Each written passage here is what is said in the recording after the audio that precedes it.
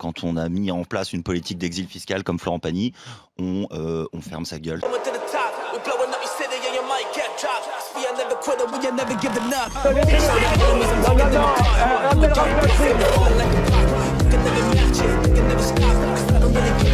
Vous fumez, monsieur?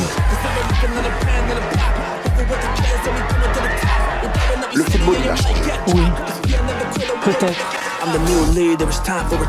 Ouais, c'est Laurent Delamousse, bienvenue aujourd'hui pour une nouvelle vidéo et j'espère que tout le monde va bien. On est mercredi, petite vidéo d'actu, on est en plein milieu de la semaine, sauf pour les personnes qui travaillent le samedi, mais chacun sa merde. J'espère que votre semaine n'est pas trop difficile, si c'est le cas, je vais essayer de vous détendre dans cette vidéo, mais avant de partir pour cette nouvelle vidéo, c'est le moment de soutenir la chaîne et moi-même en mettant votre plus gros pouce bleu, votre meilleur commentaire. On n'oublie pas de s'abonner et d'activer la cloche pour ne pas rater les prochaines vidéos. On fait de même sur la chaîne principale, la chaîne Mousse, où hier je vous ai sorti une vidéo réaction au reportage d'Off Investigation sur Cyril Hanouna. Hier on a parlé plus précisément de l'affaire Koé et vous allez voir comment Cyril Hanouna et TPMP ont joué un rôle dans cette affaire, notamment pour le défendre. On me rejoint sur Instagram, sur TikTok, sur Twitch pour pas rater les lives du dimanche soir à 21h30. On va chercher à boire, manger, on se met à l'aise et moi je m'occupe du reste. Petit volet politique, mais alors brièvement, est-ce qu'on va avoir un débat entre Jordan Bardella et Marco Mouli? En tout cas, Marco Mouli a accepté. Alors après, j'ai pas trop compris la description. Marco Mouli a accepté. Ok, mais est-ce qu'on lui a proposé?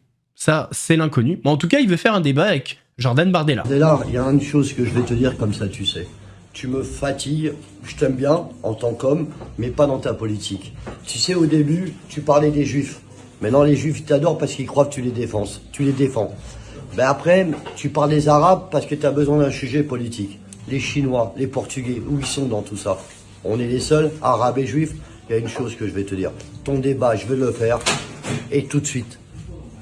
Brigitte Macron s'est enfin exprimée sur ses propos. Elle a qualifié des manifestantes, on va dire, qui étaient présentes au spectacle de Harry Habitant, de sales connes. Elle s'est exprimée au micro de Brut. Je vous mets l'interview en entier. Si ça vous intéresse pas, passez, elle fait environ 3 minutes. Je suis désolée si j'ai blessé des femmes victimes. Ce sont elles et à elles seules que je pense. Vous avez attribué les propos de sales connes vis-à-vis de militantes féministes. C'est des propos qui ont énormément choqué sur les réseaux sociaux et pas que. Mais ça, je le comprends tout à fait, puisque ça n'était absolument pas destiné à être public. Je suis montée dans la loge d'un ami, parce que il avait peur, je pense qu'on l'entend dans les propos. Donc j'étais avec ma fille et il était avec 2 amis. Donc c'était à destination de 4 personnes, exactement.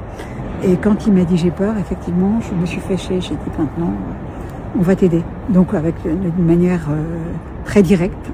J'aurais certainement pas employé ces termes-là en public, mais ça n'était destiné qu'à 4 personnes. Et je n'ai pas vu qu'il y avait quelqu'un derrière moi qui filmait. Est-ce que vous regrettez d'avoir tenu ces propos? Je ne peux pas regretter de parler. Je ne peux pas regretter, je suis effectivement l'épouse du président de la République, mais je suis aussi avant tout moi-même. Et quand je suis dans le privé, effectivement, je peux me lâcher de manière qui n'est absolument pas adéquate. Mais j'avais besoin de le rassurer. Je l'ai rassuré certainement maladroitement, mais je n'avais pas d'autres mots à ma disposition à l'époque. Et à ce moment-là, et puis de toute façon, je pense qu'on a le droit de parler, le droit de penser. C'est des propos qui ont choqué des militantes féministes, bien plus que les 4 en question, qui se sont dit l'épouse du président de la République tient ces propos-là, alors que c'était annoncé comme une cause du quinquennat pour certains. C'est se dire elle ne devrait pas tenir ces propos. C'est pas l'épouse du président de la République, je le répète, c'est Brigitte. Je suis pas tout le temps l'épouse du président de la République. J'ai aussi une vie privée. Et à ce moment était un moment privé. Je suis désolée si j'ai blessé des femmes victimes. Ce sont elles et à elles seules que je pense. Certainement. Et je ne supporte pas également qu'on interrompt un spectacle. Quelqu'un est sur scène. Il essaie de donner tout ce qu'il peut donner. Comment fait-il pour continuer après? Et ça veut dire quoi, cette censure qu'on exerce sur les artistes? C'est quelque chose que je ne comprends pas. Nous ne sommes pas des juges. Sur les réseaux sociaux, il y a justement ce qu'on appelle une tendance qui était de dire moi aussi je suis une sale conne. C'est féministes qui disaient ça en disant elles l'ont pris pour elles. Comment vous leur répondez ce soir à ces personnes qui ont pu se sentir blessées, atteintes par vos propos? Ce qui m'intéresse, ce sont les victimes, avant tout. Et je veux leur dire que je suis là pour elles. Je l'ai toujours été depuis le début, assez discrètement, parce que je ne communique pas sur ce que je fais. Quand on me demande de l'aide, je le fais toujours sur ce sujet, parce que c'est une priorité. C'est non seulement une priorité de l'année, comme vous l'avez dit, mais c'est une priorité de tous les jours, parce qu'il n'y a jamais eu de chiffre aussi important de violence faite aux femmes et malgré tout ce qui est fait. Donc je suis là pour les aider avant. De quelle façon? Elles ne m'entendent pas assez. Pourquoi? Parce que je me prononce énormément contre le harcèlement. Mon combat numéro 1, depuis 8 ans et demi, c'est le harcèlement. C'est aussi, je suis auprès des adolescents, des enfants hospitalisés ou en souffrance. Donc je ne veux pas trop communiquer sur des messages très divers parce que ça va perturber, ça va troubler. Donc ça, je ne le fais pas. Mais je veux qu'elles sachent à quel point ça me touche. Tout ce qui leur arrive me regarde. Et si je peux les aider, je le ferai toujours. Mais je ne dirai pas forcément ce que je fais. Une certaine forme de discrétion dans vos engagements par rapport à ça? Je le sens comme ça, oui, je préfère. Mais je veux qu'elles sachent que je suis là. Et je ne voulais surtout pas les blesser. Ce sont elles qui m'importent. Et aussi, tous ceux qui les aident. Mais tous ceux qui les aident à se reconstruire. Et d'ailleurs, en parlant de construction, de reconstruction, Brigitte, il serait temps que tu prennes exemple sur une personne qui donne son cœur, son âme, son sang, sa sueur pour les autres. Dylan Thierry, là il est en train de construire un 3e puits. Les chaussettes sont toujours blanches, les chaussures sont toujours nickel, mais prends exemple quand même. Salam alaikum à tous. C'est le 3e puits qu'on commence au Ouganda. Ce puits-là, il a été financé par Jawad Hadawi. Elle a financé ce puits-là et je fais cette vidéo pour que tout le monde soit témoin. Dans ce village-là, comme vous pouvez voir, il y a à peu près 500 personnes. Il y en a d'autres encore qui sont dans des tentes. Ils n'ont pas du tout accès à l'eau. Donc c'était une obligation pour nous de fournir de l'eau si Dieu le veut. Allah accepte. Amin.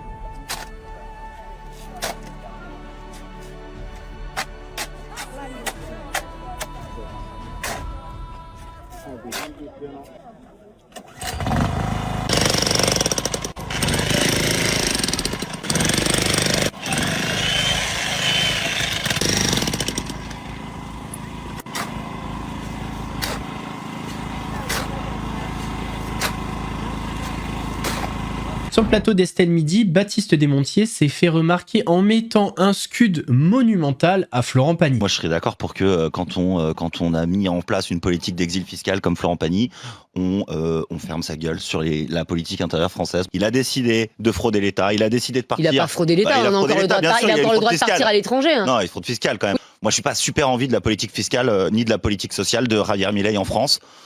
Et si aujourd'hui notre expert géopolitique Amérique du Sud, c'est Florent Pagny, on est un peu dans la merde. Il a eu un cancer, il s'est fait soigner. Où? Je sais pas, à mon avis en France. Oui, c'est fait soigner en France. Super. Et alors? Et donc il veut la politique. Il a jamais cotisé, Florent Pagny. Non mais je dis pas ça, le contraire. Mais la politique de Javier Milei, excuse-moi, sur la santé, c'est pas la fête quand t'as un cancer. Il encense le bilan de Javier Milei. Je suis curieux de savoir comment ça se fonctionne dans les hôpitaux en Argentine. À mon avis, c'est pas la fête. Sur le plateau de TBT9, il s'est passé plein de choses. La séquence qui a fait le plus parler, je pense, c'est le retour de Mathieu Delormeau et l'explication de son absence. Il a parlé d'un accident domestique, une version qui n'a convaincu que très peu de monde, en tout cas sur la plateforme X. Il y a beaucoup de gens qui se demandent ce qu'il est devenu. Comment il va? Ah oui, il est là. Ça va mon chéri? Alors ouais. T'es bien amoché. Hein. Moi je suis bien amoché. Et dis-toi que c'est à 8 jours.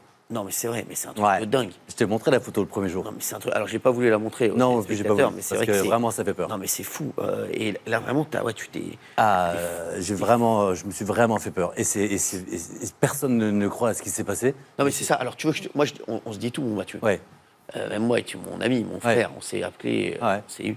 Et c'est vrai que même moi, je me suis dit, mais qu'est-ce que c'est que cette histoire pour Mathieu? J'étais même inquiet pour toi, je me suis dit. Et j'avais envie de t'appeler pour dire, si tu as un souci, n'hésite pas à m'en parler. Oui. Tu sais que je suis un petit peu... tu sais, je suis là pour toi, comme j'ai dit tout à l'heure. Même si tu rentres après 4h du matin. Tu sais que je serai là pour toi, mon chéri. Mais c'est vrai, mais ça passait quoi, mon Mathieu? Est-ce que tous les téléspectateurs... Je te jure que c'est vrai. Alors, c'est quoi l'histoire? Dimanche après-midi, je te la fais courte. Je pars de chez moi, je prends pas l'ascenseur, je descends l'escalier en courant. Ouais. Le dernier étage... Je pense que je marche sur mon lacet ou quoi. Je dévale tout. Et j'ai le temps de me dire, ça va être quoi l'arrivée? Et je m'éclate sur le sol. Putain. Une douleur énorme. Je remonte chez moi, j'ai juste l'arcade qui saigne. Je ressors, je fais 2-3 petites courses, puis je commence à avoir vraiment mal au crâne, ça chauffe. Je rentre chez moi, au lieu d'aller à l'hôpital et tout ça, je rentre chez moi et je me couche. Le lendemain matin, j'ouvre les yeux, il y en a qu'un qui s'ouvre. Je vais me regarder dans la glace et il y a la photo que tu as vue, c'est-à-dire que c'était à peu près 4 fois ça. Tu l'as vu la photo, c'était 4 fois ça. Comme, tu l'as vu aussi Valérie, 4 fois ça. Des maux de crâne énormes. Je vais à la pharmacie, elle est très honnête, elle me dit soit c'est les urgences, mais comme c'est vital, vous êtes en les 7 heures, soit c'est une clinique privée et c'est 3500 balles. Bon, j'ai ni l'argent ni le temps. Donc elle m'a dit si dans les 3 jours vous vomissez et tout, c'est que vous avez un traumatisme crânien important. Là, j'avais un traumatisme crânien assez léger, ça veut dire que j'ai eu des maux de tête et des vertiges toute la semaine. Voilà. Mais je crois que ce qui m'a fait le plus mal dans tout ça, évidemment, comme toujours, c'est d'abord, je vous ai regardé tous les soirs. J'ai essayé de faire tout vite parce que c'est... T'inquiète, non, on a le temps, t'as 3 minutes facile. C'est toutes les bêtises, c'est ça qui fait de la peine. C'est toutes les bêtises. Attends, mais juste pour revenir à ça, tu t'es pas soigné en fait alors? Non, pas du tout. Comment? Donc t'as été ni à l'hôpital ni aux urgences? Non, je suis à la pharmacie, c'est tout. Et elle m'a dit si t'as pas de vomissement dans les 3 jours et tout, c'est que tes maux de tête, c'est ton traumatisme crânien de type 1. Ça veut dire que tu as un peu de sang qui a coagulé un peu dans ton cerveau, mais que ça va partir. Alors, par rapport à la blessure, je vous avoue que j'ai du mal à y croire. Ça, enfin, pour avoir vu pas mal de coups de poing dans ma vie et de blessures, j'ai vraiment l'impression qu'il s'est pris un pain, mais c'est que mon avis. L'autre sujet qui a beaucoup fait parler, c'est la venue de Pierre Ménès sur le plateau. Et c'est marrant parce qu'on en a parlé il y a pas longtemps avec le reportage d'Off Investigation. Pierre Ménès a été donc invité sur le plateau. Alors, le titre, c'est sa descente aux enfers, sa situation financière. Et c'est vrai qu'il a été placé comme victime, voilà, c'était le petit Calimero. D'ailleurs, sur Twitter, il s'est vanté des scores, comme si c'était grâce à lui, les scores. Et en sous-entendant que s'il y a eu des gros scores, c'est parce que les gens l'aimaient. Pierre, t'abuses un peu, peut-être. En tout cas, sur le plateau, ils sont revenus sur les accusations de Marie Portolano. C'est dingue parce que je sais que tu n'as pas de ressentiment par rapport à Marie, que j'adore aussi, moi, Marie Portolano, je l'adore. C'est vrai, hein, mais moi, voilà, on n'a pas. C'est vrai que c'est compliqué après de prendre fait tes causes pour l'un, pour l'autre. C'est vrai que c'est compliqué pour quand t'es voilà. Mais c'est vrai que je sais que tu n'as pas de ressentiment. Et c'est vrai que Marie, à chaque fois, tu dis que du bien d'elle aujourd'hui, non? Enfin, t'as pas de rancœur. J'ai quand même porté plainte contre elle en diffamation. J'ai pas de rancœur. Ah, quand même. J'aimerais beaucoup discuter avec elle. Ça, c'est vrai. Si elle voulait me voir, j'irais la voir. Je serais même, elle aussi, à prendre le train en 1 heure pour venir la voir. Ouais. Mais t'aimerais la rencontrer aujourd'hui, t'aimerais la revoir, t'aimerais lui dire. Qu'est-ce que tu lui dirais? Je lui dirais que, comme je le dis depuis 4 ans, j'ai aucun souvenir de ce qu'elle me reproche. Que les faits, maintenant, ils ont 9 ans. Que 9 ans après, on cherche toujours un témoin de ça. Et que c'était dans une période extrêmement pénible en termes de santé pour moi. Et voilà, j'aimerais remettre tout ça en perspective. Gilles, j'aimerais qu'on fasse un petit point sur l'affaire pour nos téléspectateurs. Pierre, en fait, aujourd'hui, il a été... ça en est où? Et voilà, pour bien dire à nos téléspectateurs... Alors, tout part d'un documentaire, donc Je ne suis pas une salope, je suis journaliste de Marie Portolano, diffusé en mars 2021. Après, ça va être la gradation. Canal va suspendre Pierre. Pierre, après une transaction, va quitter Canal. Et puis, il va être jugé pour plusieurs cas. Il est relaxé pour 2 cas à l'égard d'une autre vendeuse et d'une hôtesse du Parc des Princes. Et il est condamné pour une agression sexuelle sur une vendeuse en 2018. Voilà, condamné à 2 mois de prison avec sursis. Tu as les faits? Et tu as les faits de la condamnation? J'ai pas tous les faits, mais vous avez été condamné parce qu'il y avait des images. Non, non, il n'y avait pas d'images. Les images, elles avaient été détruites par le parquet, n'ont pas été produites au procès. Oui. J'ai été condamné, et c'est marqué dans le jugement. J'ai été condamné pour avoir enlacé des mains. D'ailleurs, je suis tombé sur un passage du média La Base qui recevait Pierre Ménès. Et Pierre Ménès a été mis en face d'une féministe. Et vous allez voir, l'échange était plutôt tendu. Mais pourquoi vous parlez comme ça? Non, mais vous vous rendez compte de comment vous parlez? Je me souviens. Non, mais bon... non, mais vous me dites, je dis ce que je veux. Vous êtes en train de me faire un cours depuis que vous êtes assise. Donc, le truc, c'est que, encore une fois, je dis que je ne me souviens de rien dans cette émission, de rien. Et ça m'a été grandement reproché, de dire, bah oui, c'est commode, tu te souviens de rien, t'étais trop malade.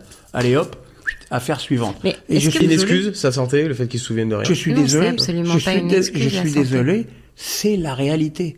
Sauf que moi, je constate, avec mon avocat, enfin mes avocats, puisque j'ai changé d'avocat depuis, avec mes avocats, on constate que 8 ans après, on cherche toujours le début du commencement d'une preuve que j'aurais soulevé cette jupe, alors que nous étions sur le plateau. Vous focalisez sur le sommet de l'iceberg, sur cette histoire de jupe qui en fait n'est pas que ça. C'est ça qui m'a tué. Non, c'est pas vrai. C'est pas ça qui vous a tué. C'est ce que vous êtes et c'est votre comportement qui vous a tué. C'est exactement ce que tout le monde vous reproche.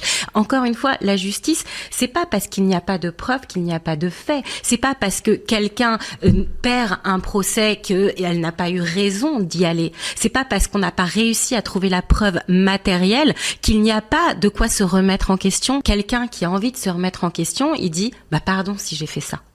Je m'en souviens pas, mais pardon si c'est le cas. Est-ce que vous pouvez dire aujourd'hui, Pierre Ménès, pardon si j'ai fait ça? Je m'en souviens pas. Mais je l'ai dit. J'ai dit, si je l'ai fait, je m'en excuse, parce que c'est pas moi. Mais si vous dites c'est pas moi à la fin, vous dites pas pardon. Vous dites. C'est pas moi, c'est pas mon mode de fonctionnement. J'ai quand même le droit de le dire, ça. C'est quoi votre mode de fonctionnement? Parce que même moi, regardez, je parle avec vous plutôt gentiment. En 2 secondes, vous m'avez dit, je dis ce que je veux. Vous me faites la morale, vous me faites la leçon. Tout ça en régulièrement vous grattant les parties. Je comprends pas, en fait. Alors, messieurs, dames, je préfère vous prévenir. Ce que vous allez voir, c'est sûrement le fond du panier. Mais il faut le voir, le fond du panier, pour comprendre qu'on a de la chance d'être comme on est. Non, ça fait plaisir. En fait, les 2 sœurs Botox se sont fait manquer de respect par des petits jeunes. Et au lieu de laisser passer, elles vont répondre, les menacer de mort et ramener du monde. Plus supplément, menaces, voilà, etc. Tout est mélangé, c'est un bordel. Je vous laisse regarder.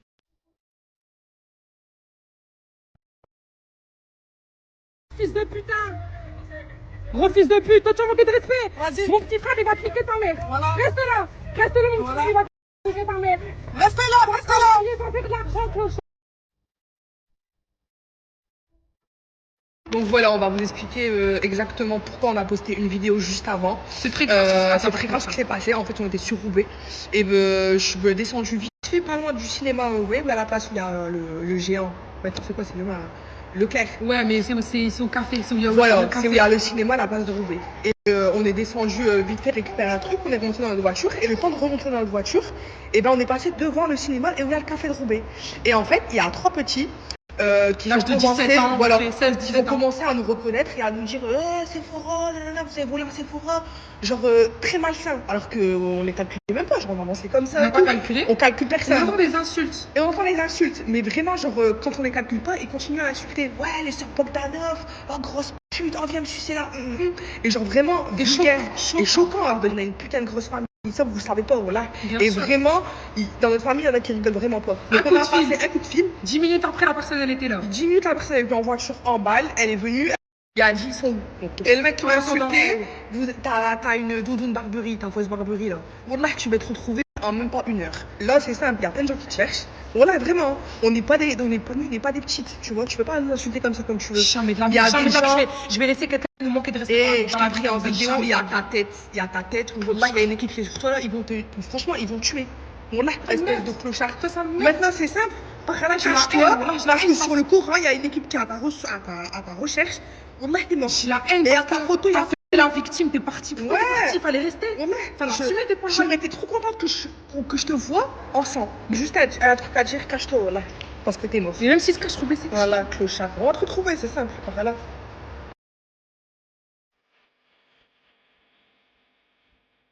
D'ailleurs, c'est pas les seules influenceuses qui feraient appel à la violence. Maeva Genam est sous le coup d'une nouvelle plainte à Dubaï, ce qui pourrait potentiellement compliquer sa situation.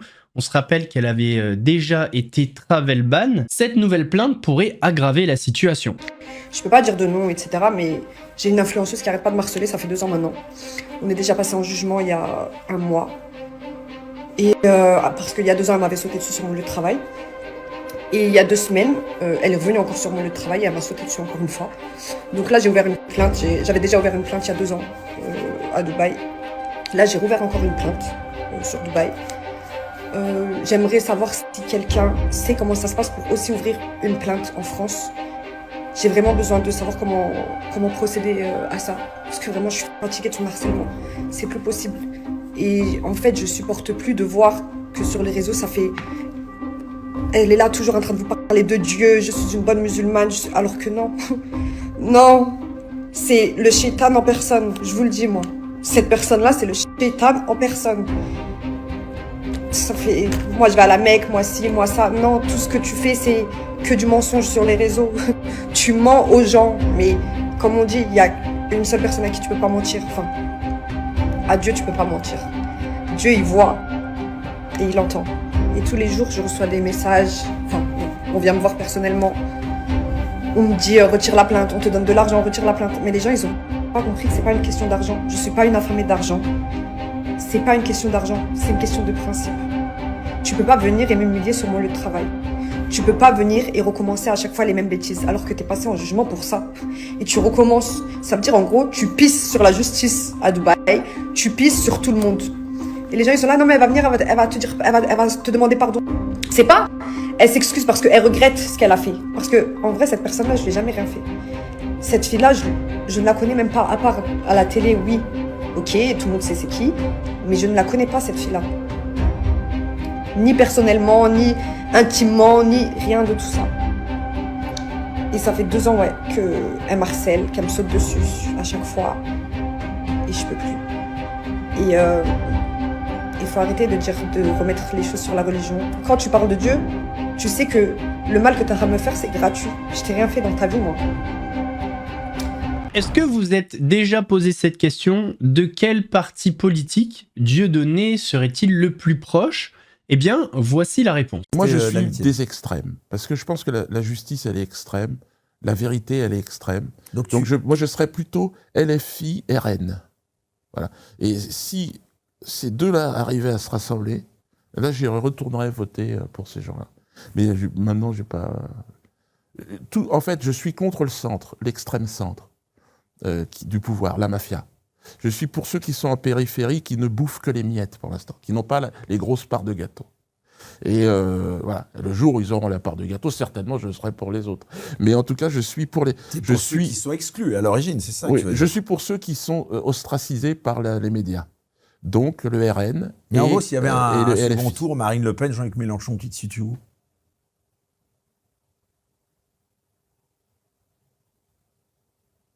Ben déjà, j'aurais gagné. Quoi qu'il arrive. Et puis, après, entre les deux, ce serait très difficile. J'aurais préféré Jean-Marie Le Pen. Parce que, quand même, il était plus prudent sur les sujets les plus sensibles. Là c'est trop le baissage de froc me paraît trop... sur des grands sujets...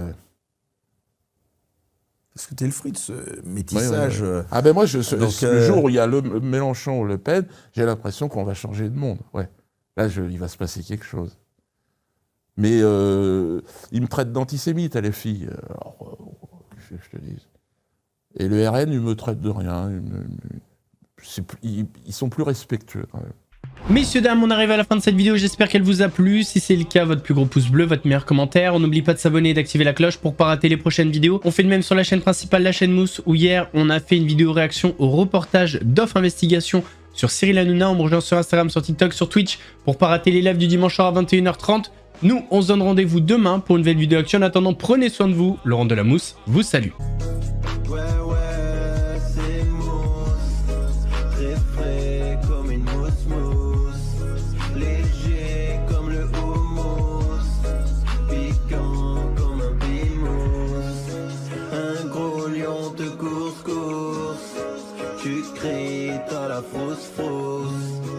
J'arrive à la rescousse. Regarde, ouais, c'est